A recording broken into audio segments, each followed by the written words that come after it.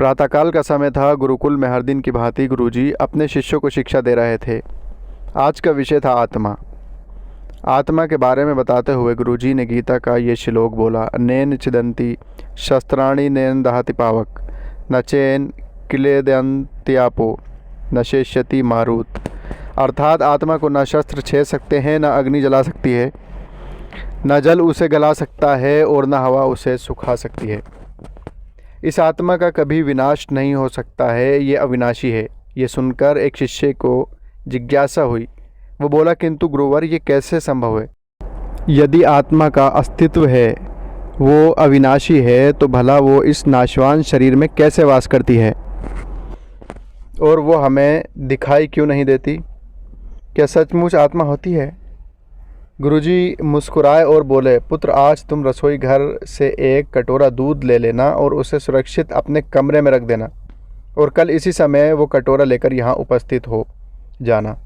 अगले दिन शिष्य कटोरा लेकर उपस्थित हो गया। गुरुजी ने पूछा, क्या दूध आज भी पीने योग्य है? शिष्य बोला, नहीं गुरुजी, ये तो कल रात ही फट गया था। लेकिन इसका मेरे प्रश्न से क्या लेना देना गुरुजी?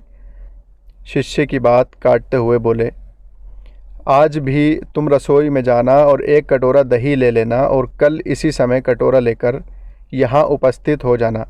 अगले दिन शिष्य सही समय पर उपस्थित हो गया। गुरुजी ने पूछा, क्या दही आज भी उपभोग हेतु ठीक है? शिष्य बोला, जी हाँ गुरुजी, ये अभी भी ठीक है। अच्छा ठीक है, कल तुम फिर इसे लेकर यहाँ आना, गुरुजी ने आदेश दिया। अगले दिन जब गुरुजी ने शिष्य से दही के बारे में पूछा तो उसने बताया कि दही में खटास आ चुकी थी और वह अब ख़राब लग रही है।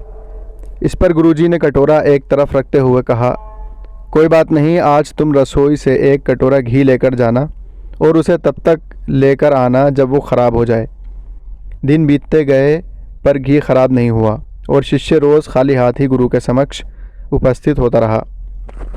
फिर एक दिन शिष्य से रहा नहीं गया और उसने पूछ ही लिया, गुरुवर, मैंने बहुत दिनों पहले आपसे प्रश्न किया था कि यदि आत्मा का अस्तित्व है, वो अविनाशी है, तो भला वो इस नाशवान शरीर में कैसे वास करती है और वह हमें दिखाई क्यों नहीं देती? क्या सचमुच आत्मा होती है? पर उसका उत्तर देने के बजाय आपने मुझे दूध, दही, घी में उलझा दिया। क्या आपके पास इसका कोई उत्तर नहीं है? इस बार गुरुजी गंभीर होते हुए बोले, वत्स, मैं ये सब तुम्हारे प्रश्न का उत्तर देने के लिए ही तो कर रहा था। देखो, दूध, दही और घी सब दूध का ही हिस्सा हैं, लेकिन दूध एक दिन में ख़राब हो जाता है, दही 2-3 दिनों में, लेकिन शुद्ध घी कभी ख़राब नहीं होता। इसी प्रकार आत्मा इस नाशवान शरीर में होते हुए भी ऐसी है कि उसे कभी नष्ट नहीं किया जा सकता। ठीक है गुरुजी, मान लिया कि आत्मा अविनाशी है, लेकिन हमें घी तो दिखाई देता है पर आत्मा नहीं दिखती। शिष्य, गुरुजी बोले, घी अपने आप ही तो नहीं दिखता ना। पहले दूध में जावन डालकर दही में बदलना पड़ता है, फिर दही को मथ कर उसे मक्खन में बदला जाता है, फिर कहीं जाकर जब मक्खन को सही तापमान पर घंटों पिघलाया जाता है तब जाकर घी बनता है।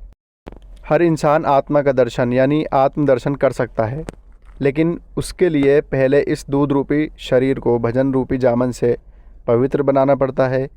उसके बाद कर्म की मथनी से इस शरीर को दीन दुखियों की सेवा में मथना होता है और फिर सालों तक साधना व तपस्या की आंच पर इसे तपाना होता है, तब जाकर आत्मदर्शन संभव हो पाता है। शिष्य गुरुजी की बात अच्छी तरह से समझ चुका था। आज उसकी जिज्ञासा शांत हो गई थी। उसने गुरु के चरण स्पर्श किए और आत्मदर्शन के मार्ग पर आगे बढ़ गया।